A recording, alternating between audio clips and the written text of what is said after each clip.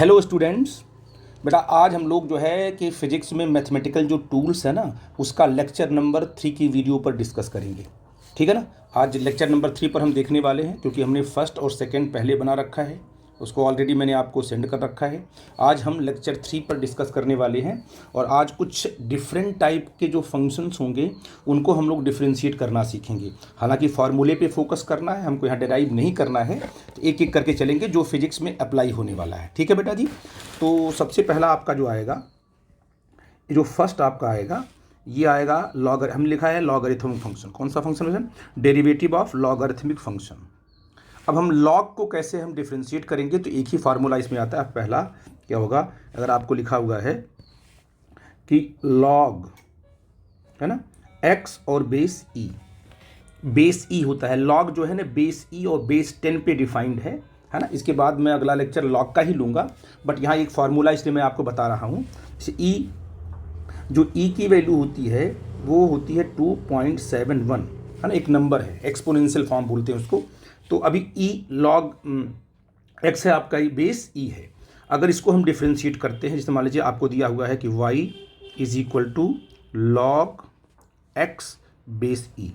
अगर आप इसको डिफ्रेंशिएट करते हो तो आपको क्या मिलेगा, डायरेक्ट आप याद रखना कि d y upon d x. Log x को डिफ्रेंशिएट करते हैं तो 1 अपॉन एक्स मिलता है। ये आपको याद होना चाहिए, बार बार हम यूज करेंगे कि जब भी क्या होगा लॉग एक्स को हम डिफ्रेंशिएट करेंगे तो हमें क्या मिलेगा बेटा जी, 1 अपॉन एक्स मिलेगा। तो ये आपका एक ही फार्मूला जो मुझे बताना था आपको। ठीक है, इसके बाद और फार्मूले आते रहेंगे, मैं आपको डिस्कस करता रहूँगा। जो इसमें दूसरा पॉइंट आएगा, जो इसका दूसरा पॉइंट है वो है एक्सपोनेंशियल फंक्शन। क्या नाम उसका होगा बेटा जी? Exponential function. तो मैं यहाँ पर पॉइंट आउट करता हूँ, ये आपका एक्सपोनेंशियल फंक्शन जो पावर के फॉर्म में होगा। किस फॉर्म में हो रहा जी? पावर के फॉर्म में होगा। जैसे मान लो फॉर एग्जांपल किसको बोलेंगे एक्सपोनेंशियल फंक्शन। अगर आपको लिखा है y is equal to e power x, तो x कहाँ आ गया बेटा जी? पावर में आ गया। एक्सपोनेंशियल फंक्शन को जब हम डिफ्रेंशिएट करते हैं तो आपको वही फंक्शन मिलता है। अगर आपने इसे क्या किया, अगर आपने इसको d y upon d x is equal to आपको ई पावर x ही मिलेगा। तो आपको ये याद रखना है कि जब एक्सपोनेंशियल फंक्शन हमारे पास आएगा तो हम क्या करेंगे, जब उसको हम क्या करेंगे डिफ्रेंशिएट करेंगे तो हमें वही फंक्शन मिलेगा। तो आपने कहा कि एक फार्मूला हमको और भी याद आया। ठीक है भाई, जब हमारे पास क्या होंगे ये हमने पॉइंट आउट किया। ठीक है बेटा जी। अब मैं अगले कंसेप्ट में आऊँगा। एक तो तुम्हारा होगा ई पावर एक्स हो गया। ठीक है बेटा जी। अब अगर मान लो, अगर तीसरा मैं एग्जाम्पल लेता हूँ और अब मान लो आपको फंक्शन दिया हो, सपोज कर लिया कि y इज इक्वल टू ई की प्लेस पर आपको सिंपल कोई दूसरा दे दिया हो, आपको a power x, a power x, b power x, c power x है ना। e को हटा करके जो बेस e है उसको हटाकर कोई दूसरा बेस डाल दिया उन्होंने। अब इसको कैसे आप डिफ्रेंशिएट करोगे? जब इसको डिफ्रेंशिएट करोगे तो भाई आपको पता है कि अगर हम y को डिफ्रेंशिएट करते हैं तो d y by d x आएगा। अच्छा, a पावर x क्या है? ये भी एक्सपोनेंशियल फंक्शन ही, क्योंकि पावर में है ना x आपका, तो ये भी क्या आपका है? एक्सपोनेंशियल फंक्शन ही है। इसको भी डिफ्रेंशिएट करेंगे तो वही आएगा, a पावर x आएगा। लेकिन यहाँ पर बेस आपका e की प्लेस पर कुछ और आ गया है, इसलिए यहाँ लगेगा तुम्हारा लॉग a और बेस e।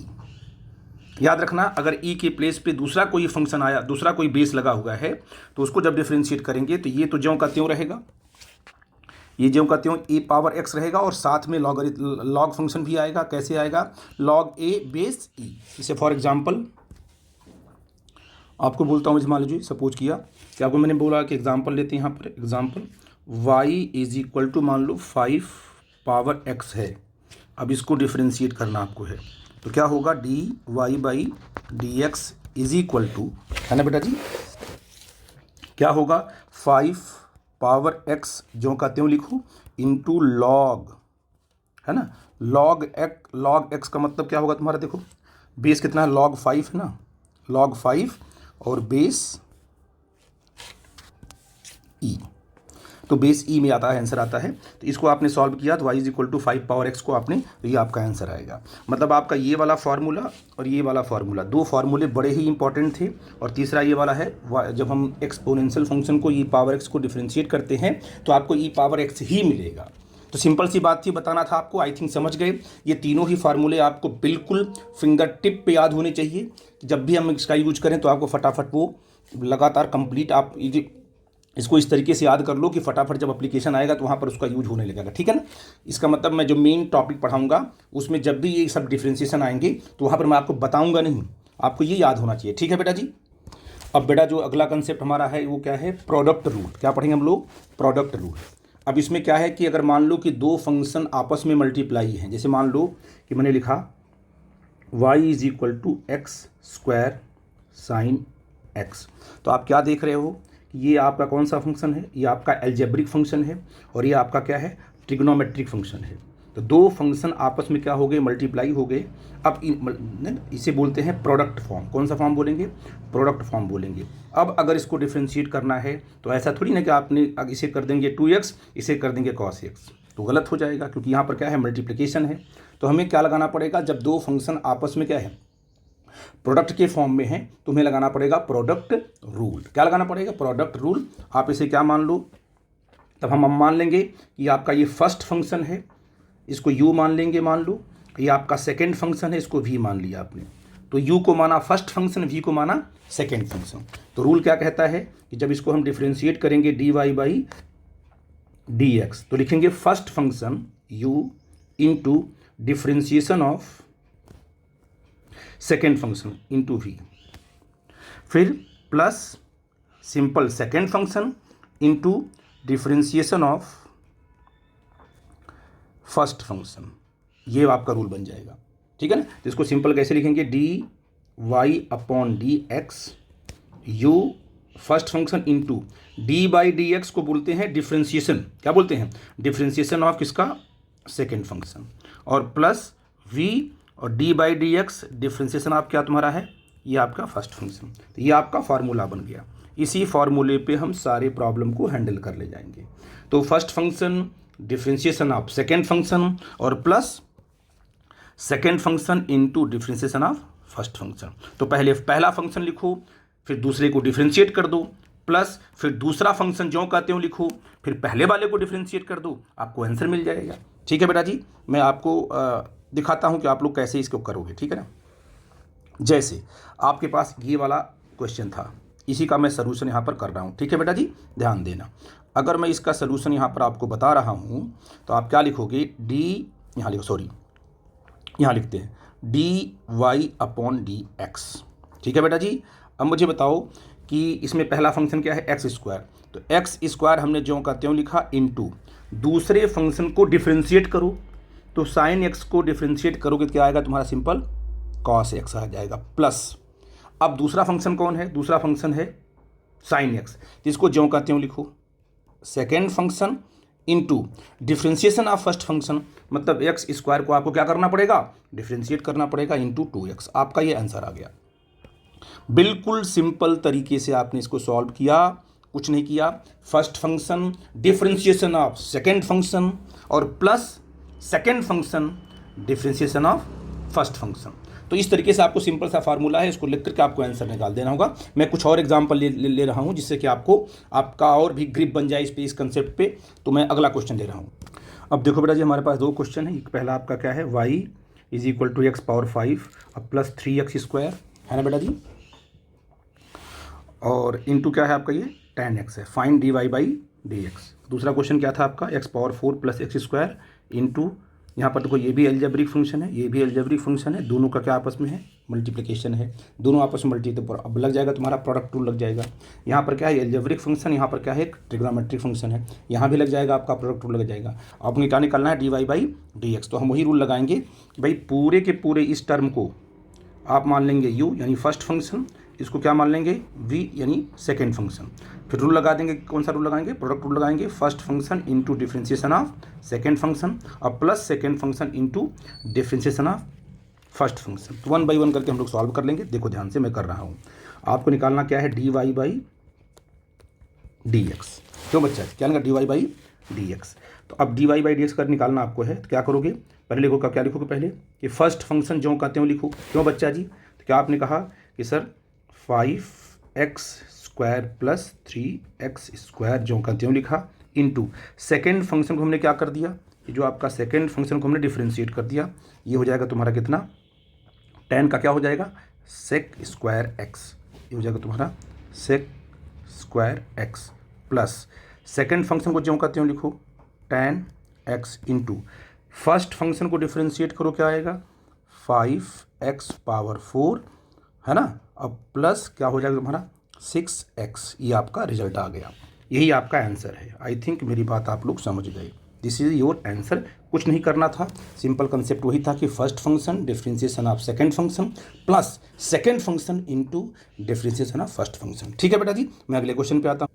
अब बेटा हम दूसरा देख रहे हैं, दूसरा देखो क्या है, इसको क्या मान लोगे बेटा जी, ये आपका मानोगे फर्स्ट फंक्शन, ये क्या मानोगे सेकंड फंक्शन, दोनों ही अलजेब्रिक फंक्शन है। तो इसको मान लोगे u, इसे क्या मान लोगे v, पहले इसको लिखोगे फिर इसको डिफ्रेंशिएट करोगे, फिर इसको लिखोगे, इसके बाद इसको डिफ्रेंशिएट करोगे। तो बेसिक रूल आपको पता है कैसे करेंगे हम लोग, dy upon dx is equal to, है ना, क्या हो जाएगा बेटा हमारा, इसको जो कहते हैं उनको first function x⁴ plus x², है ना, इनटू इसको डिफ्रेंशिएट करेंगे तो क्या आएगा, ये 10x प्लस क्या होगा इसका, सिंपल 3 होगा, ये हो जाएगा 0, तो जो कहते हो, और प्लस सेकेंड फंक्शन ये जो कहते हो लिखो 5x², है ना बेटा जी, 5x², फिर क्या बना plus 3x plus 4 into second first function को डिफ्रेंशिएट करो, क्या आ जाएगा बेटा जी, ये आ जाएगा 4x³ प्लस 2x, ये आ जाएगा आपका आंसर।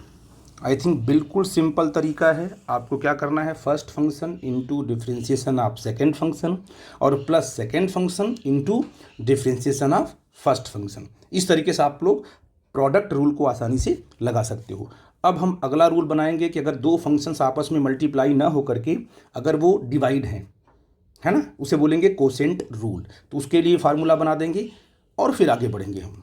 अब बेटा ये आपका क्या है, कोसेंट रूल है। क्या है कोसेंट रूल। अगर इसको करने के लिए क्या है, जैसे मान लो कि कोई आपके पास एक ऐसा फंक्शन है, जैसे मान लीजिए आपने कहा कि सर ऊपर क्या लिखा है, ऊपर लिखा है x³ और नीचे क्या लिखा आपका है sin x। तो आपका जो डिनोमिनेटर में लिखा है sin x और न्यूमरेटर में क्या आपका है x³ है। तो आप देखो कि भाई ये आपका एक फंक्शन हो गया अलजेब्रिक हो गया, नीचे आपका आ गया ट्रिग्नोमेट्रिक आ गया। तो ये क्या हो गया, यहाँ पर डिवीजन है, तो यहाँ पर कौन सा रूल लगाएंगे, कोसेंट रूल लगाएंगे। सिंपल कंसेप्ट है, एक एक करके बताएंगे कैसे लगाते हैं। तो क्या मान लेंगे, एक को मान लेंगे u, एक को मान लेंगे v, है ना बेटा जी। जैसे मान लिया आपने कि ये वाला क्या टर्म तुम्हारा है, इसको आपने लिया, मान लो इसको ले लिया आपने, इसको माना आपने u, इसको क्या माना आपने v। थोड़ा सा क्या है जो आपने बनाया है प्रोडक्ट रूल, थोड़ा सा उससे उल्टा होगा। तो आपको याद रखना, देखो कैसे याद रखना आपको है कि अगर हमने इसको डिफ्रेंशिएट किया dy/dx तो क्या होगा, देखा बेटा जी। सबसे पहले क्या करना, आप एक लाइन ड्रॉ करना, दो डिवाइड करेगी लाइन। नीचे क्या करना आप कि जो आपका डिनोमिनेटर में है उसको पहले स्क्वायर कर दो, है ना। क्या है तुम्हारा, देखो क्या होगा तुम्हारा v²। जो भी डिनोमिनेटर पहले उसका स्क्वायर कर दो, कर दिया। इसके बाद जो आपको न्यूमरेटर लिखना हो तो क्या लिखो, जिसको आपने स्क्वायर किया ना पहले, सिंपल किसको किया आपने स्क्वायर, आपने स्क्वायर किया है डिनोमिनेटर को। तो आप जो ऊपर स्टार्टिंग करो किससे करोगे, डिनोमिनेटर से करोगे, ठीक है बेटा जी। तो क्या आएगा, ऊपर आएगा डिनोमिनेटर,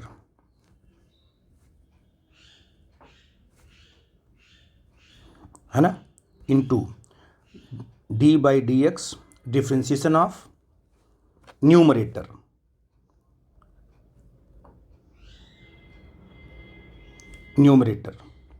कर दिया ना। पहले क्या लिखा, डिनोमिनेटर इनटू डिफ्रेंशिएशन ऑफ क्या है न्यूमरेटर। अब यहाँ आ जाएगा माइनस, फिर क्या लिखोगे यहाँ पर, simple numerator into differentiation of d/dx, differentiation बोला d/dx इनटू क्या हो जाएगा आपका डिनोमिनेटर। ये आपका पूरा फॉर्मूला बन गया। तो क्या लिखोगे, पहले आप क्या करोगे, डिनोमिनेटर का स्क्वायर करोगे, कर दिया। इसके बाद जब स्टार्टिंग करो किससे करोगे, डिनोमिनेटर से ही करोगे। तो पहले क्या लिखोगे, denominator into d by d x differentiation of numerator minus numerator into differentiation of denominator. बस यही करना है, दैट्स इट, आपका आंसर आ जाएगा। ये फार्मूला आपको याद होना चाहिए। अगर इसको छोटा लिखना चाहिए तो क्या है, d y by d x equal to क्या माना आपने, इसको v माना है, तो v इंटू नहीं, पहले क्या करो, पहले आप इसको स्क्वायर कर दोगे। मैंने कर दिया स्क्वायर, इसको डिनोमिनेटर को, मतलब अगर यहाँ पर v है तो v स्क्वायर कर दिया। ऊपर क्या लिखेंगे, डिनोमिनेटर क्या हो, सिंपल v होगा into D upon d x, क्या आ जाएगा, क्या होगा न्यूमरेटर, सिंपल आपका u आ जाएगा, ये है ना, माइनस फिर न्यूमरेटर कितना है u है into d by d x क्या आ जाएगा, डिनोमिनेटर आ जाएगा। इसको डिफ्रेंशिएट कर देंगे, पूरा का पूरा आपको आंसर दे देगा। अब इस वाले प्रॉब्लम को हम लोग सॉल्व करते हैं तो आपको समझ में आएगा इसको कैसे करना है। ठीक है बेटा जी, देखो ध्यान से, क्या है d y by d x.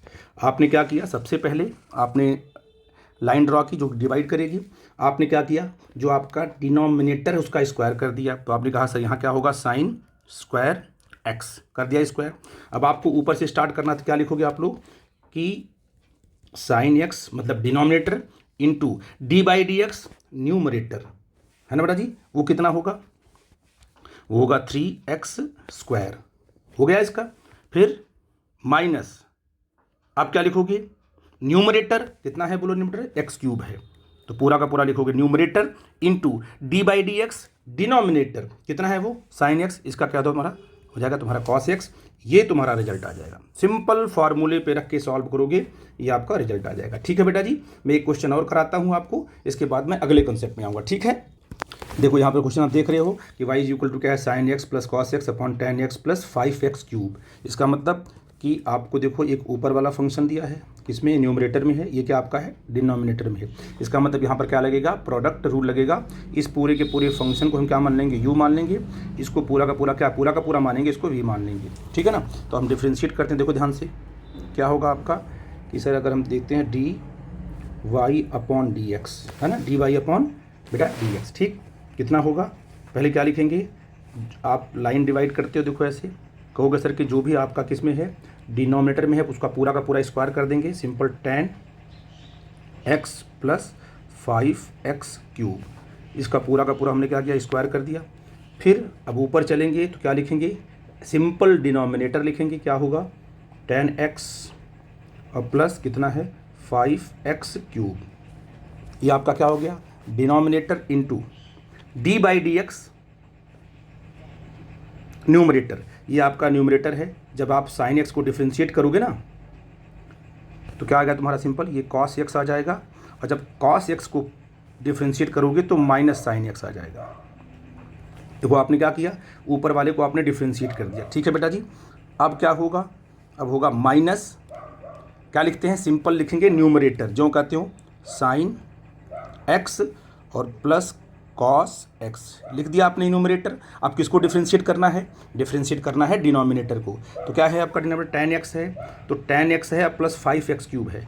तो 10x को डिफ्रेंशिएट करेगा तो क्या आ गया बेटा जी, देखो सेक स्क्वायर x आ जाएगा, और प्लस जब इसको डिफ्रेंशिएट करेगा तो आ जाएगा कितना आ जाएगा, 18x स्क्वायर। ये पूरा का पूरा कंसेप्ट आपने, ये आपका आंसर हो गया। आई थिंक मेरी बात आप समझ गए और केवल फार्मूला यूज किया है और बेसिक रूल लगा दिया है। तो इस बात को समझो, this is the most important चीज़ कि हम कैसे प्रोडक्ट रूल लगाएंगे और कैसे क्या है आपका कोसेंट रूल लगेगा। तो इन दोनों पे हमें बात करनी थी। आई थिंक आपको समझ में आ गया। अब मैं अगली वीडियो में आपको बताऊंगा कि चेन रूल पे कैसे काम करेंगे। This is the very very most important कि चेन रूल हम बिना पढ़े डिफ्रेंशिएशन को आगे बढ़ा नहीं सकते हैं। इसके बाद हम चेन रूल बताएंगे, फिर आपको बताएंगे कि लॉगरिथम की कुछ प्रॉपर्टीज़ बताएंगे। इसके बाद हम सीधे पढ़ाना शुरू करेंगे इंटीग्रेशन। ठीक है बेटा जी, आई थिंक बात आपको समझ में आई होगी। अब मैं अगली वीडियो बनाऊंगा तो वहाँ पर अगली टॉपिक को डील करूंगा। आई होप कि आपको समझ में आया होगा। नहीं आया होगा तो हमसे आप डिस्कस करना। ठीक है बेटा जी, ओके, थैंक यू।